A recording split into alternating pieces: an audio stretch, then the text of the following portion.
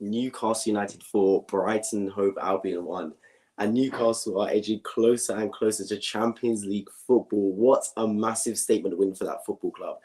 So much, I mean, what a big game, first of all. Newcastle and Brighton, two teams that before the season started, many would have thought would be a mid-table clash, but it's turned into a Champions League dogfight between these two teams. And what a big, big win for Newcastle United, man. They needed it. They needed it big time. They had some two very bad results, not horrible performances, but bad results against Arsenal and Leeds United. And coming into this game against Brighton, only a win will do. I spoke a lot before the match started about the pressure that's mounted on Newcastle. I spoke this whole season about how I think they're going to make top four, but I'm surprised that no one else is giving them a challenge. Normally, when it is your first season to make anything, whether it is top four, or whether it is fighting for the title, avoiding relegation, etc., every time it's your first time trying to achieve something, you're going to face some kind of adversity. It's only natural. Such is football, such is life. And fighting for top four, Newcastle hadn't really faced any adversity. But in recent weeks, Liverpool started to hit momentum, Brighton alongside, teams that could edge into the top four positions. And Newcastle started to wobble. They lost to Arsenal, despite playing okay football. Actually, I thought decent for majority of the game. They lost that one. And equally against Leeds, they drew 2-2. They picked up 1 point out of 6. They come into the game against Brighton, a team that's fresh off a brilliant win against Arsenal on the weekend. It's a must-win game, and they turn up and win 4-1. Now, you could say tax, given that the game was basically at 2-1. Brighton were chasing the game, and Newcastle got another 2 goals to make it 4-1. But even so, it was a very good display from Newcastle United. Played extremely good football, man. I have to say, from start to finish, they were really good, man. It's hard to pick yourselves up from the bottom. When Newcastle played so well this season and struggled to get results in their 2 recent games, bad form can kind of fester around the squad. It can infect the whole squad. And you've got to make sure you nullify it as soon as possible. Get a win back. And this was a very resounding win. So big up Newcastle for that. They're this close to top four now. I think they will make it. Let's see what happens, man. Let's see. Either way, it's been a brilliant first season for Eddie Howe and Newcastle United. Let's get into your comments off the start. Jeff, appreciate joining the stream as always. Newcastle can shut the door on Liverpool with a win over Leicester now. Exactly. And look, many people will think that is probably going to happen. Leicester's struggling right now. They look doomed to go down. Newcastle picked up a massive win today to get their momentum back. One more win and top four is theirs. What a season, bro. Eddie Howe contender for manager of the season. What a job he's done, man. Like, Newcastle were 20th position before the Saudi Arabian ownership, before he took over around last season, right? Around just a year and a half ago. And now look where he's taken Newcastle to. They are a cut above the rest. They are genuinely that good, man. Such a good team. Like, they'll make it a tough game for anyone. And I big them up so much because of their adaptability, right? Like, they will play possession, ferocious, fast and furious football at times, but equally, they will sit back, absorb pressure, and be really tough to beat. They show multiple facets of the football match. I think teams like that are so important, right? Newcastle are not the best at any one thing. Not going to pass you at the park like Man City. They're not going to press you like the prime Liverpool's under Jurgen Klopp. But they have elements of all of them. They're just a 7 out of 10 in everything, a jack of all trades, and it helps them a lot. And look, they're going to get top four this season, it looks like, and fair play because they definitely deserve it. No one can begrudge them that one bit. Newcastle played absolutely fantastic today. Luke, you're 100% right. Like I said, it's really, I got to commend them for that, because when they played against Arsenal and lost 2-0, right, that wasn't a bad performance. Like, in another day, they would have won that football match. It wasn't a bad performance whatsoever. Arsenal just were more clinical up front, were more clinical and defended brilliantly. Equally, if you look on the flip side, right, when they played Leeds United, yeah, they drew 2-2. It was a tough game. They still played okay in that game as well. I don't think they were terrible by any stretch of imagination. When you lose games and play badly, that's one thing. You can just sit there and go, bad performance, bad result. We got what we deserved. When you perform well and don't get the result you think you deserve, that can be really soul crushing. That can really hurt you mentally, psychologically, because you put the hours in, you put the effort in, but you didn't get the result you wanted. To bounce back from that, it takes some extra steel. It takes some extra perseverance, some extra determination, some extra guts. And Newcastle showed that today, man. They rose from the dead. 1 point from their last 2 matches. You might say, not the end of the world. It's not the end of the world, but you don't want bad results to linger at this stage of the season. Momentum is everything, right? Liverpool just picked up back-to-back wins. Newcastle couldn't get a win in 2 games. They need to get back in the win column. You're playing against Brighton, who are fresh off a brilliant 3-0 win against Arsenal. You're sitting there thinking, this game really could decide who gets top 4, really. And they came and they took care of business. Brilliant performance from minute 1 to 90. We're playing like the confidence of a team that won 6 in a row. They were that good. So I commend Newcastle 100%. They look like they're going to get top 4, and deservedly so. Eddie Howe's done a brilliant job. He's constructed a brilliant team. They all play for one another. Everything that you like about teamwork, Newcastle exhibit. Just like Brighton today as well, but Newcastle especially exhibited it. Congratulations to them. Newcastle's going to crush Leicester on Monday, in my opinion. 3-0, Luke says. Look, I can't begrudge that prediction one bit, man. I just keep thinking Leicester are going to bounce back. Like, is it just wishful thinking now? I just can't fathom the fact that Leicester are going to go down. I've seen this team win the Premier League. I've seen this team win the FA Cup. Not one part of my brain can imagine Leicester getting relegated, but it's seeming more and more likely week in, week out, because nothing's turned around that football club. Maddison, he's not getting results. He's not getting results for this Leicester team. He can play as well as he can, but he's not getting anything there, man. The keeper situation, it was a problem right from the start of the season. I called it, man. Everson or Danny Ward, neither is good enough to replace Kasper Schmeichel. The defence is injuries galore. You had Fofana leave. Soyuncu was set to leave to Atletico Madrid. He probably still will.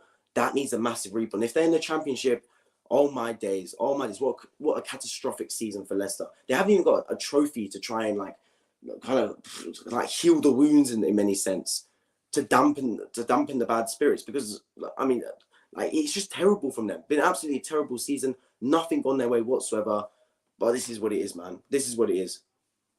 So if you're Leicester City, right, you got to try and stay in the Premier League. It's going to be a very impossible task, but you got to pull some results out of nowhere. We've seen it happen before. We've seen teams worse than Leicester survive from this position. So it is possible. The teams around them are bad as well, but they're going to need a heap of luck, and they're going to need to pull their finger out and start getting results sooner rather than later, because they're reaching deadline day. They're reaching the point of no return, and if you reach that point, it will be a bad day in Leicester. And maybe nervous today when they missed the chance to go 3-0 up and immediately gave up a goal. Well, yeah, that's the thing. Dennis Undav went from villain to hero, right, for Brighton. He gave away the own goal off the header. I don't get why defenders do that, man. Like, the flick on corner, right, is one of the most blueprint basic corners that every team has in their locker. Every team has that. Whip it near post, flick it back post. Why do the defenders flick it themselves? I don't get it. What does flicking it do? Unless you're going to get a brilliant connection where it flies over the bar and goes out for another corner. What does flicking it on do? Like, genuinely, you might as well head it back into the danger area. That would be less dangerous than flicking it on. I don't get what he was doing, man. It's catastrophic defending. It was a striker trying to defend, clearly. But yeah, he went back and down the other end and scored a brilliant goal for Brighton to even things up. But that could have gone really pear-shaped for them. SA10, I appreciate joining the stream as always. Any prediction on tomorrow's Man U versus AFC Bournemouth game? Is that tomorrow? I thought it was on Saturday. Fair play. Okay, well, if it's tomorrow, I expect Man United to win. They're away from home against Bournemouth, but Bournemouth are on the beach. They've done enough to survive. Man United need the win. They need to get the 3 points. If they do get the 3 points, top four is basically theirs as well. I do expect Manchester United to win that game. I'm going to go for a 2-1 Manchester United win away at Bournemouth. True, going to appreciate joining the stream as always. Zerbi went from smashing us again, smashed against Newcastle for fuck's sake. Yeah. True, you're 100% right, bro. You're 100% right, man. This is Brighton all over. I bigged them up against Arsenal. It was a brilliant performance from Zerbi. And he's done a brilliant job, by the way. But the way Newcastle approached the game compared to Arsenal, Newcastle played with a lease of life. Arsenal played like we were on the beach. That's what I don't get, man. Like, the players saw the Everton game, saw Man City Everton, saw Man City win, and just assumed the title was over. They played that Everton game they played that Brighton game, Arsenal, like it was a pre-season match. But today, Newcastle played Brighton like how you meant to play them. Get in their faces. Brighton are a passing team. They're a team that likes to pass out the back, use their football quality. Get in their faces. Rush the passes. I don't care how good a team you are. You're not going to play well under pressure when you got 6-7 man pressing you left, right, centre. So I look at it and I think Newcastle approached the game brilliantly. They stopped Brighton getting any joy out of football. Brighton are a football team, so if you stop them getting the passing lanes, you stop the ball players get on the football, you're going to have a lot of joy. And that was really good for Newcastle to do today, man. So brilliant. Brighton, on the other hand, look, it's one of those results. It's regardless of this result, it's a brilliant season for Zerbi. He's done a brilliant job. He needs to get the consistency still there, because you can see 1 week they're brilliant, 1 week they're terrible. I mean, they've gone like a yo-yo, up, down, up, down. Against Everton, they were crap. Arsenal, they were brilliant. And today, again, they were crap. So they need to find some kind of middle playing ground, some kind of consistency with Zerbi. But I think the team's moving in the right direction, man. I think it's a brilliantly well-run football club. From the scouting network to the signings they make to the academy, everything is solid about Brighton and Hove Albion. They've got a brilliant manager in there, Zerbi, who I can see staying there sustainably for a long time, just like the likes of Thomas Frank and Eddie Howe was at Bournemouth. So yeah, everything's positive for them. This is just a bad result. I don't think they're going to make top four anyway. I think they should try and make Europa League. They've got a few games in hand on some of the other teams, so can still make the Europa League spots, and I think that should be their aim. But Brighton in football will be a brilliant season for them. Absolutely brilliant. At the same time, they need to retain their assets. They can't keep selling the likes of Caicedo's, that Alexis McAllister's right, who I think is actually going to go to Liverpool now. It was confirmed that Alexis McAllister to Liverpool transfer has been agreed potentially. So that's a very interesting one. I think that's a brilliant signing for Liverpool personally. I know a lot of Liverpool fans are not delighted with that signing, but trust me, I've watched a lot of football this season. Alexis McAllister is a brilliant player, man. Brilliant box-to-box midfielder. Great in the passing lanes. And the way Zerbi teaches his footballers, honestly, Pep Guardiola could sign all of them because he loves teaching football-type players. there's some players that play for other clubs, right? Whether it's a West Ham, I don't want to dig these clubs out by any stretch of imagination, by the way. I'm just making a point, right? Clubs like West Ham, for example, where they're taught to be pragmatic. They play a football style that suits that team, suits a team fighting relegation. Other players that play for Brighton, for example, Zerbi teaches a system that's sustainable. You could play for Brighton playing like that, or play for Prime Man City playing like that, because the style of football they play suits the big clubs. So when you sign players from Brighton, from Brentford, etc., they used to play nicer football. Do you get what I mean? It's not like you're pulling a Toney that's been playing long ball for the last year or two because he's been playing it for relegation threat inside. Do you get what I mean? So De Zerbi's training some really good players. I would not be surprised to see the likes of Arsenal, the likes of Man City, the likes of Liverpool try and scout and pick players from De Zerbi's Brighton system because they know they've been coached in the right way and instilled in them a football-first philosophy and mentality. So yeah, Newcastle leaving looks like a potential option. To be fair, Liverpool are going to sign him. I wish him the absolute best. I think he's a brilliant pickup for Liverpool. World Cup winner as well. West Ham still holding on to their 2-1 aggregate, but not over yet. Well, here's the thing, right? The final game against West Ham, not final, sorry, AZ Alkmaar against West Ham United. West Ham this close to reaching the Europa Conference League final. I wish them the best. I want them to do it. Man. It's not like any other club. I'm an Arsenal fan, right? But so the other Premier League clubs are like the Chelseas, the Man Cities, the Tottenhams, the Uniteds, Liverpools. I don't really want them to win European trophies. Not as much Liverpool. I don't mind them, but the other clubs with West Ham, I want them to win it, man. Why not? Why not win the Europa Conference League? I think it'd be absolutely brilliant for them. Man U game is Saturday. Well, there we go. Yeah, there we go. Newcastle, I'll be reacting to that game either way, by the way, the Man United game on this channel. 33 people watching right now. Make sure you subscribe if you're new idea. Let me know your thoughts on live chat. I want to hear all about it. And also my next reactions will be on Saturday for the Premier League. It will be a triple header for all 3 games on this channel. Newcastle back after 20 years of Champions League football, returned since 2002-2003. Not quite yet, Mohammed, but very nearly, I believe. They still could miss out on Champions League, but I do think a win next week against Leicester, which is looking like it's going to happen because Leicester are crap, and they confirm Champions League football, and round of applause for them for doing it, because that would be an absolutely incredible achievement by Eddie Howe. Look, when the ownership took over, everyone kind of expected Newcastle at some point to rise back to the top. It's inevitable when you've got the amount of money that the Saudi Arabian owners do. They're richer, they're more affluent than the rest of the 19 Premier League owners combined. So it was a matter of when, not if. But even the most optimistic Newcastle fans would not have expected the progress to be this quick. They might have thought, you know what, maybe Europa Conference League this season, maybe a top table, like maybe a mid-table finish, top half of the table finish. That's what they would have thought. No one would have thought top 4. No one. And the fact they've achieved it is a credit to them. They haven't even splashed the cash that much. So it's brilliant coaching from Eddie Howe, Jason Timber as well, I think his name was something like that. So yeah, brilliant coaching from them. Brilliant appointments as well in terms of coaching stuff. Brilliant signings. Isak, what a player he is, man. I called it at Real Sociedad. When I saw him in the Euros for Sweden, I was like, this boy's a baller, man. He's got the IQ. He's got the athleticism. I just want to see his finishing improve. And boy, has he done that in Newcastle, man. He's really brought his shooting boots along. He's done an absolutely terrific job. I know he's had his injury issues, but whenever he's in the team and kicking ball, he does absolutely brilliantly. So I have to commend Alexander Isak. Done a brilliant job at Newcastle United. Brilliant. He's a striker for the years, man. A sustainable striker. Calum Wilson chipping in as well. Joe Linton's found himself a new revived role in that team. Bruno Guimares, bro. I was kicking and screaming for my club Arsenal to sign him in January last season. Never ended up happening. What a signing he is, bro. That brother is combative, man. I love the way he plays that game. I've got a Brazil shirt at home and I've got Bruno Guimares on the back of it. He's one of my favorite players in the Premier League. That brother, I love players that play football the way he does, man. The South American players, bro, they play with a chip on their shoulder. They play with that tenacity, that enthusiasm. They fly around the football pitch. They lay their lives on the line for that team. I love players that play like that. And Bruno Guimares exhibits all those traits. That accompanied with the fact that that man is a baller. He can knock the ball around, man. He can play it short. He can play it long. He can silence the tackles. He is the complete midfielder for Newcastle United. So I commend them 100%. Absolutely brilliant job. They're now going to secure Champions League football. They've got the budget available. They can cook the numbers, the accountants. They can say, look, we can sign here. Everyone we want to, basically, because the Champions League income says so. I expect them to sign someone like Maddison, for example, could be a good option for them. Kieran Tierney's been talked about from Arsenal, will be a really good left back for them alongside Kieran Trippier. Newcastle are here to stay, man. It's a sleeping giant and they're back from the dead. Congratulations to them. This was a brilliant win as well. And look, this is the thing with Newcastle as well, right? Because I reacted to their game a month or so ago when they lost 3-0 to Aston Villa. And it was a bad loss, by the way. Aston Villa played them off the park. And I sat there and I said, look, one loss isn't bad. Like, everyone's going to lose in football. No one's going to be the Invincibles, let alone Newcastle. You're going to lose. It's how you respond. I've seen my team, Arsenal, lose, and then we draw or lose the next game after. And suddenly it doesn't become one loss. It becomes 2-3 losses in a row. If you're Newcastle United, you can't do that. You can't afford this stage of the season to lose multiple games. So you got to bounce back. I question their character. I didn't necessarily question it, but I pulled it into question. Is their character going to bounce them back? Because Newcastle proving this season, they are a top 4 side. They've been consistent enough. They haven't faced any adversity for the top 4 spots, despite normally how much adversity you're supposed to feel, right? It's like Arsenal, for the majority of the season, weren't really in a title race with anyone else. It was Man City here and there. But as soon as March kicked in and Man City got the momentum, Arsenal shivered and wilted away and bottled it.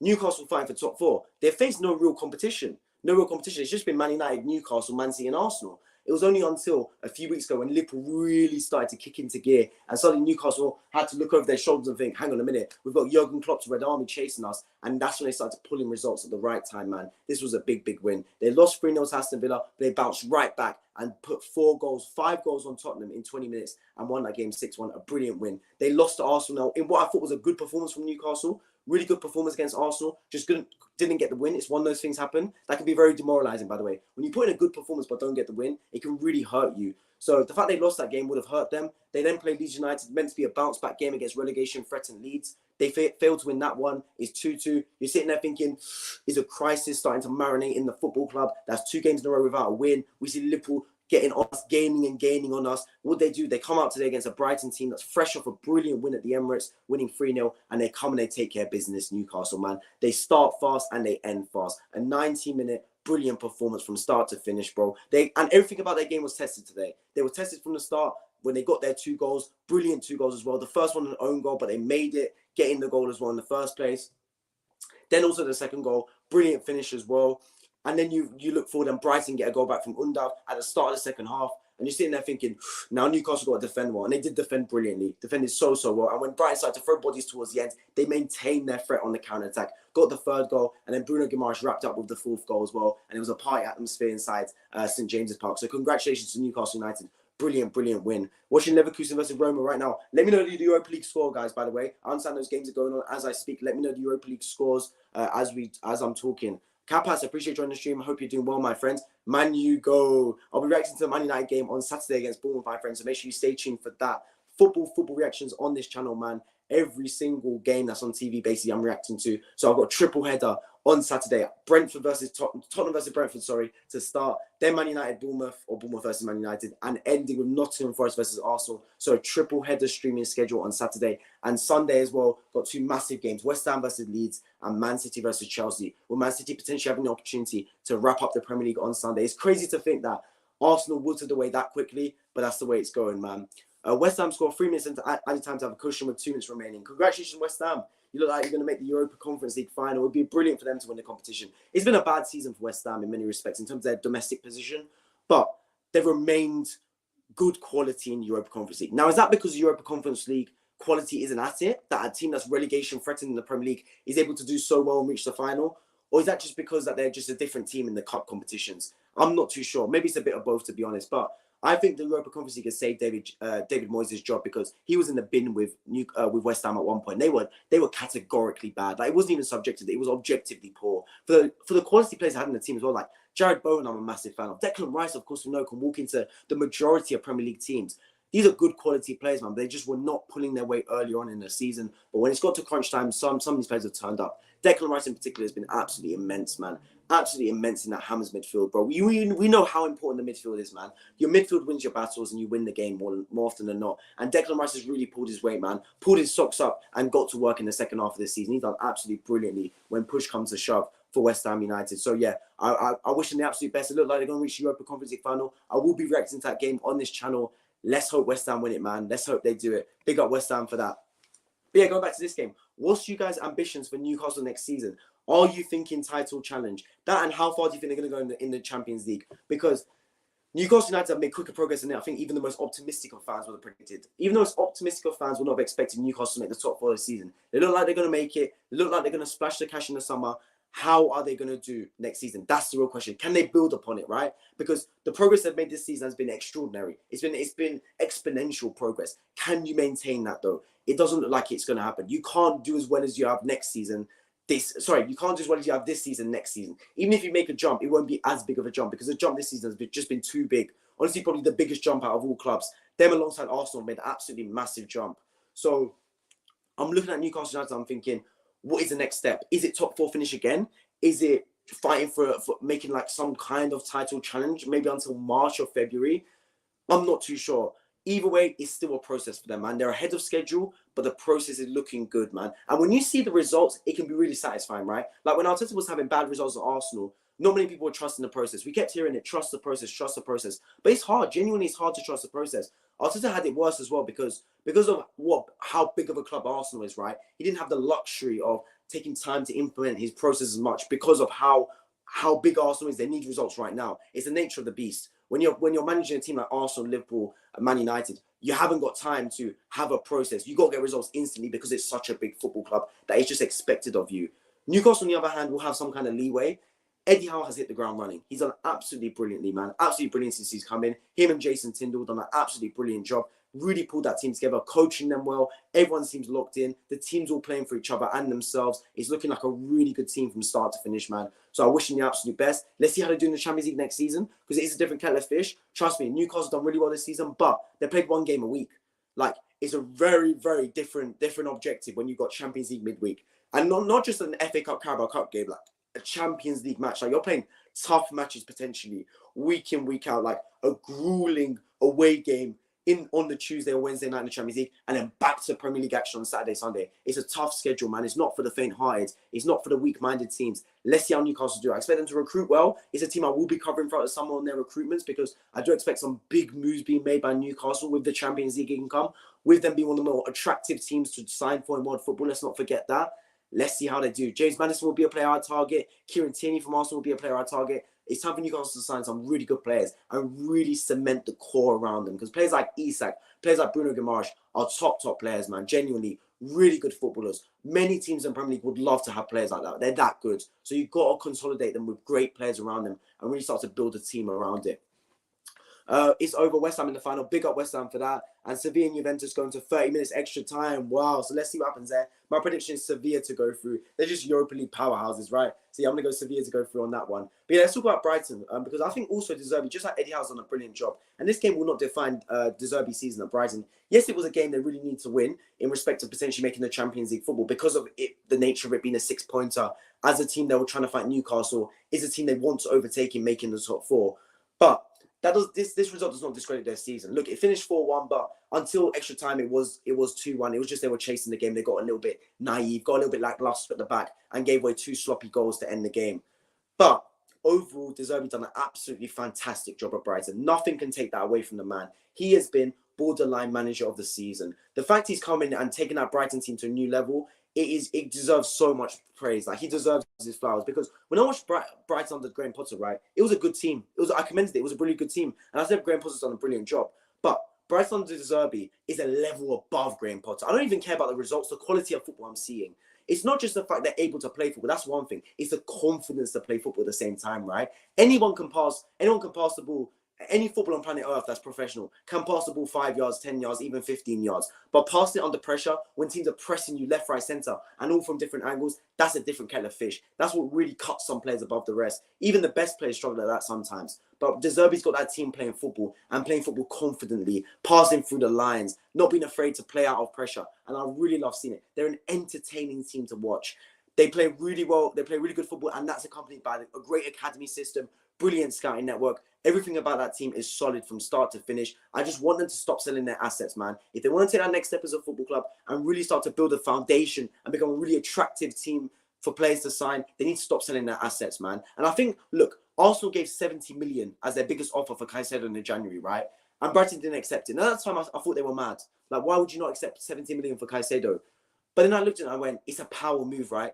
The Tony Bloom is sitting there and he's going, look, we don't want to be a selling club. So for us to reject 70 million is a statement. It's a statement to say Brighton will not sell our top assets. That's how I saw it. And it makes sense, right? Because if you keep selling your assets year after year, you're not going to improve as much because for every step you take forward, you're going to take a step backwards. It's very hard to keep replacing them, getting the recruitment right year after year after year. No matter how good your scouting network is, no matter how good your recruitment is, you're going to have bumps in the road. Not every single appointment is going to be perfect. So it's going to be very hard to maintain your status if you keep selling your top assets. And at the same time, you don't want to be known as a selling club. You don't want to have that reputation because then you instantly victimize yourself. You instantly become a club that is just a feeder club to the Man Cities, a feeder club to the Arsenals. I spoke earlier in my stream how because of the style of football that Zerbi plays at Brighton, the players of there will be scouted by Man City, Arsenal, Liverpool, Chelsea, because the style of football is so good that they seem ready to take that step up to big clubs. Which when you look at players that play for teams like Wolves, West Ham, because they play such a pragmatic style of football, right? They won't necessarily be the right team to make that step into the finals. Do you get what I mean? Sorry, to make that step into the top Premier League clubs. Man City look for a different type of player than what Wolves look for. Whereas Brighton and Man City look for the same type of player, confident on the football, ready to pass, ready to press. Everything you want to see in a footballer, Brighton provide that. So they're going to be a feeder club for these clubs, but they got to restrict doing that. Stop selling your assets. If the money's too good to be true, you sell them, of course. Now, it looks like they're resigned to letting McAllister leave in the summer, but try and keep hold of like Mitoma, Caicedo, Evan Ferguson, Solly March, Pascal Gross, players like that, man. Your top players, keep hold of them and build around them because the foundations are there. Supplemented with great signings like Enciso's been a brilliant signing as well. Estupinian's really gone up in the world since I've last seen him play from last season. So yeah, big players have come. Big performances from players that I haven't really heard of before at Brighton. They need to sustain that and keep that going. But Zerbi, brilliant job as well. And look, I made this point the other day, and I'm an Arsenal fan making this point, right? Arteta took about 2-3 years to get Arsenal to start playing really good football. Because when he first came, he implemented that 5 at the back formation. And you could tell that wasn't Arteta's style. He just did that to win Arsenal a trophy, the FA Cup. And that FA Cup bought him a lot of time, by the way. But you could tell that was not Arteta's bread and butter. That was not why he came into management. He did not come into management to play a 5 at the back. He came into management to play a 4 at the back and play progressive, forward-thinking football. Zerbi's coming to Brighton, right? And within 2 months, he's got that team playing proper football. And I'm talking a cut above Potter's Brighton. Like, I'm talking a really good brand of football. You could say he's inherited a better squad than Arteta, but I disagree because he's got players like Lewis Dunk play out the back football. Like, the inherited squad argument makes sense if it's a top squad, but I don't think there was that much in it between Arteta and Zerbi, really. So Zerbi's really proven that he's a top manager, man. Really top manager. I would love a team like, well, I'm an Arsenal fan, so obviously I wouldn't love Tottenham to get him, but if I was Tottenham, I'd really be looking at someone like Zerbi, Xavi Alonso, Vincent Kompany. Look at a manager like that to bring in, man. A young manager that's going to bring fresh ideas, get a good brand of football back at the football club. Because Zerbi's implemented that into Brighton. I can expect him to stay there for a while. If he gets given the right tools, just like Thomas Frank has done at Brentford. But let's see, man, because the man's ready for that step up at any point. He seems ready. When Graham Potter got that step up and Deso's been one of the better English managers around the world, he seemed a bit shell-shocked. He didn't seem ready for the chance, and it passed him by. And he may get another chance. He may never get another chance. But he took it on. Zerbi, on the other hand, I think if he gets that chance, he will take it with 2 hands because the man knows how to coach properly, bro. Like, he is a top-tier coach, Zerbi, man. Really good. Everything about him I love. I love the way he plays football. I love the way he conducts himself on the touchline. Really good manager, man. 2 really good managers today. Eddie Howe and Zerbi, both contenders for manager of the season. But yeah, overall, it does look like Newcastle United are going to make the top 4, which is a big result for them. Man, big result. Brighton's still in a good position to finish 6th. Exactly, Jeff. Exactly. And look, if Brighton get Europa League, a brilliant season for them as well. Some European football under their belt. Even Conference League would be a good result for Brighton. Get some European football. Get the players used to that, man. Give them some European runs. Get yourself more budget to spend in the summer. Get some of your players to maybe sign some new ones because of the attractive proposition you have with European football. Let's see. Roma is in the finals. Hey, big up Jose Mourinho taking Roma to the finals, man. Maybe it was a statement, but maybe all he was thinking was, can we get 90 million for Caicedo in the summer? Let's see, Jeff, man. Let's see. Look, those people know more about Caicedo and the Brighton Football Club than I do. Let's see what he was thinking, man. There's going to be a lot of clubs snooping around Caicedo's signature. I know Arsenal already are looking at a potential Caicedo deal. Declan Rice and Caicedo bumper midfield boost in the summer. Let's see what happens. There's a lot of clubs that should be shipping around for Caicedo. He is a top footballer, man. Top footballer indeed. Klopp is banned for Liverpool game on Saturday against Aston Villa. I saw a 2-game touchline ban, I think. I think it's about time. I'm a massive fan of Jurgen Klopp, by the way.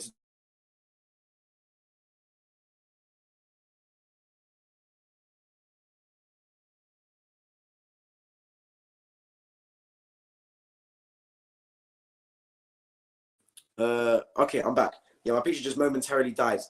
But yeah, I feel like sometimes the way managers conduct themselves on the pitch isn't the greatest, man. Like, you gotta have some kind of professionalism. Feel free to be passionate. I love seeing the cameras on the managers and they're so passionate. They're jumping around, leaping around, really excited, ecstatic. But it crosses a line sometimes. Crosses a line between being passionate and then just being a bit hostile. And I feel like at times Jurgen Klopp has been hostile to the official. For example, against Tottenham, he called out the referee, right? I genuinely did not think that referee had a bad game whatsoever. And if anything, he missed some decisions that would have benefited Tottenham. Like, I thought there was a push in the box on Richarlison that could have been a penalty. Oliver Skip almost got beheaded, it seems, by Roberto Firmino. That could have been more. That could have been more than the yellow card, potentially a red card. So I don't get why he moans sometimes, Jurgen Klopp. He is a bit of a moan in that sense. Like I said, brilliant manager. I have nothing but respect for Jurgen Klopp. He's a top-tier manager. But it doesn't look like he's going to miss his 2 games. He missed the next 2 games. And so be it, man. So be it. I want to see something change because I love passion, but hostility is too far. And I feel like it's got to a point where certain managers, Arteta included sometimes, that are just crossing the line just a little bit. Colton, appreciate your stream. Make sure you subscribe if you're new around here. HWTL41. Yes, Newcastle United winning 4-1, man. Big up them, man. Big up Newcastle. Going to make top 4 now. It seems more than likely, and they deserve it. They deserve it, man. It's really strange because they haven't faced much adversity this whole season for the top 4 spots. I would have expected Newcastle. If you told me Newcastle making top 4 this at the start of the season, right? I'm thinking, bloody hell, they're putting a big shift because they must have fended off Arsenal, Liverpool, not Arsenal, but Arsenal, Tottenham, Chelsea. All these teams get top 4. I would have expected, but they made top 4 relatively easily. It's been a stroll in the park. Like until the last 2 weeks when Liverpool really started to bang 2 brain cells together and string together some kind of performances. Before then, it was fairly comfortable for Newcastle, man. They were just steaming over bit by bit, getting the results. And now when the pressure started to mount, I was thinking, how do they respond? Already they lost to Arsenal. Already they drew to Leeds United. It's going to be another bad result to Brighton, which is a tough game, by the way. But they did the complete opposite and got a really resounding victory. A great performance accompanying a great victory. And it's a party atmosphere in Newcastle now up north. And they deserve it, man. They deserve it. Party till the sun goes down. Because it's been absolutely brilliant for them, man. A great win. Absolutely well-deserved as well. They look like they're going to make top 4. A brilliant season all round for Newcastle United, man. Sevilla take lead. Well, there we go, man. Let's see it. Sevilla going to make the Europa League final. I expect them to do so, man. This is their competition in a nutshell, bro. If there's anything they're good at, it's Europa League football. That is Sevilla all over, man. This is their competition. But yeah, in terms of Manchester United, I expect them to make top 4 as well. My top 4 hasn't changed for a while now. I said from the get-go, man, it's going to be Man City, Arsenal, Man United, and Newcastle. That is my top 4. That's what I think it's going to be. Of course, it can change. But I just assume it to be that way, man. Because those were the most consistent teams. It's not often you get a top 4 race so kind of nailed on. Normally, it's one of the biggest fights. Like, normally the title race is fairly wrapped up. Relegation battle is fairly obvious who's going to make it. Top 4 of the season was pretty much wrapped up, man. Like, I kind of expected teams like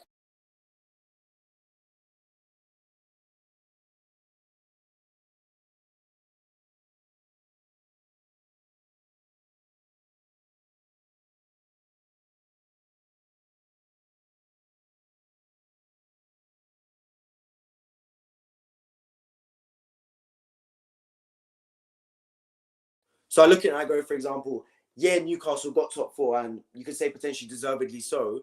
But at the same time, no one really gave them a fight. It was only until a couple of weeks ago when Liverpool really started to get involved and really started to string together some results. And when the pressure mounted, they looked like they were crumbling, but they got the win back. And that was the main thing, man. Their form throughout the season gave them the insurance policy, and they used it up against Arsenal and against Leeds United. And when they needed the win most, they pulled one out the bag. And that's what big teams do, man. That's what big teams do. When the game's on the line, when it's one result to get you top 4, etc., they find a way to win that football match. No matter who the opponent is, they find a way to win it. It's exactly what Newcastle did today, man. So I commend them 100%. Brilliant result all over. Let's see how far it takes them next season of Champions League. Let's see, man. Let's see. It's going to be really interesting to see what this Newcastle team does. But I'm going to start to wrap up the stream. My next streams will be on Saturday for the Premier League triple headers, starting with Tottenham versus Brentford, then Bournemouth versus United, and ending with my team Arsenal playing Nottingham Forest away from home. In ways, to be honest, kind of like a useless game for Arsenal now because we aren't going to win the title anymore. But a big game for Nottingham Forest to try and survive from the drop. So yeah, I'm going to be covering it regardless. What a massive game towards a relegation battle as well. What do you think of the 8-month ban for Toney? Okay, really good question actually, Jeff. Let's get into that a little bit. So I think it's a little bit unfair for it to be 8 months. Things like this, right? I'm gonna link it to the Mitrovic ban. Mitrovic got banned for, I want to say, 8 games for pushing the referee. Was what he did on paper worth an 8-game ban? Absolutely not. He gave him a little shove. The referee barely even touched the deck. So you're looking and you're thinking, is this worth an 8-month ban? Probably not, but they're trying to make a statement, right? Like sometimes you over punish just to make a statement, just to prove a point and say, you can't be doing this. I think that's what the FA have done. Because it's so important for players not to gamble, because it's such a strict law, they're sitting there and thinking, look, if we give him a 2-month ban, which is probably what it's worth, players will sit there and go, that's not that bad, a 2-month ban. Let's do it anyway. The fact they've given him such a harsh ban, I think that's told the players, look, we don't want you doing this. We're nailing down on it. No one wants to see Ivan Toney banned. He's a brilliant player to watch. Absolutely brilliant. I love watching Ivan Toney play, man. Top player. I think he's one of the better strikers in the Premier League. Genuinely, I think he's a top striker. A lot of the Premier League teams, the Arsenal, I would take him as an Arsenal fan, bro, up front. I would take him. So I don't want to see him out. But the fact he's gambled, the fact he's been found guilty of it, punishments are punishments, man. It's in the law. He was well aware of what he was doing, clearly. And he's been proven guilty. And look, if you play with matches, you're going to get burnt. And that's what Ivan Toney did. He tried to find a way to make money. Look, bro, if he was in the Championship banging goals for fun, I'd do the same thing, bro. But that's how football is, bro. That's how football is. The laws are there for a reason. He got banned. I thought 8 months was harsh, just like Mitrovic's 8-game ban was harsh. But they're doing it to prove a point, man. They're doing it to prove a point, to hope that no one from then on does the same thing. I think it's just like giving Klopp a touchline ban, right? They're saying that to prove a point, that so hopefully managers become less hostile down the line. But let's see what happens, man. Problem with a 2-month ban is that it's June to July, so nothing. Okay, so first of all, I don't get why they started the ban now. That makes no sense. There's like 2 games left of the season. They just started the ban in the new season. So what I would have done is give him a 2-month ban from the start of the season. That's what I would have done, personally. Soon from match week 1, commence the 2-month ban, 60 days out, and then you can get back into football again. That's what I personally would have done. But look, the FA are smarter than me in that respect. They must have looked at it long and hard, because the allegations came out a good year ago, I want to say. I think just under a year ago, because they were out for a while. So they've taken their time with the decision. They obviously assume they've come to the right decision. Who am I to disagree with them in that sense? But yeah, they've decided on the 8-month ban. So be it, man. So be it. Brentford, let's see how Brentford adapt, though, because Ivan Toney is a big part of their puzzle. Big part of their puzzle. I think Brian Mbeumo obviously is a top player, but he's really good next to Ivan Toney. Them two make a really good partnership up there. Up as the front two, the 2 target men for Brentford. So let's see how they do that, Ivan Toney, as well. I think it'll be really interesting to see how Brentford progress next season. There's a lot of teams in the Premier League, actually, that I'm thinking they've got to make a progression, but there's only so many teams that can progress and get better. Do you get what I mean? Like, there's the Brightons, the Newcastles, the Brentfords, that made Fulham as well, that made really positive steps this season. Can they make that next step forward? You're looking and you're thinking there could be 11 or 12 teams that are genuinely really good in the Premier League, like really, really good. And then it comes to a point where a really good team's going to finish in the bottom half of the table. And it shouldn't happen, but it just will. Because then you're also looking at teams like, for example, Wolves, teams like, for example, Bournemouth that could make another step. Aston Villa, by the way, really good under Unai Emery. They made a brilliant step. He's another contender for manager of the season. So I'm looking at thinking there's so many teams around the league right now that can make a positive step forward. Let's see if they do it, man. Let's see if they do it. But yeah, wrapping up the stream now. I appreciate everyone tuning as always, by the way. If you're new on, make sure you subscribe. On my road to 2,000 subscribers for football-related streams, basically daily. To round up this game, Newcastle won 4-1. They scored their first goal for a Dennis Undav own goal. I said at the start of the stream, why are you trying to flick on a near post corner is beyond me. It's one of the most brain-numbing, stupid thing ever. Like, why flick on a near post corner? Every single team has in their arsenal a near post corner, bro. It's one of the most blueprint corners of all time. So why he's trying to flick on it makes no sense to me. Flick it out for a goal kick, for a corner if needs be. Flick it out ahead of you if needs be, but don't do their job for them. Don't flick it on, bro. Either way, Dennis Undav gives away a goal. Then they double their lead through Dunburn on the stroke half time. A big goal in that respect, bro, because 1-0 was always dangerous. But getting that second goal, I thought, okay, Newcastle seems safe now. And then Dennis Undav went from villain back to hero as he scored a brilliant goal on the counter-attack in the start of the second half. And at that point, you're thinking 2-1. Our Brighton's going to get back in the game, but Newcastle stood firm. Really good defensive display in that second half. And then on the counter-attack, they nicked 2 goals. First with Almiron scoring on the counter-attack, and then Bruno Guimares as well to round out 4-1 in a brilliant win for Newcastle. A party up there, and they look like they're going to make Champions League. And if they beat Leicester, which is expected on the weekend, they will confirm it. So big up Newcastle for the 4-1 win. Commiserations to Brighton. This loss shouldn't define their season. It's still been an absolutely brilliant job by Zerbi, and I expect them to make another brilliant step forward in next season. They've still got a lot of games to go.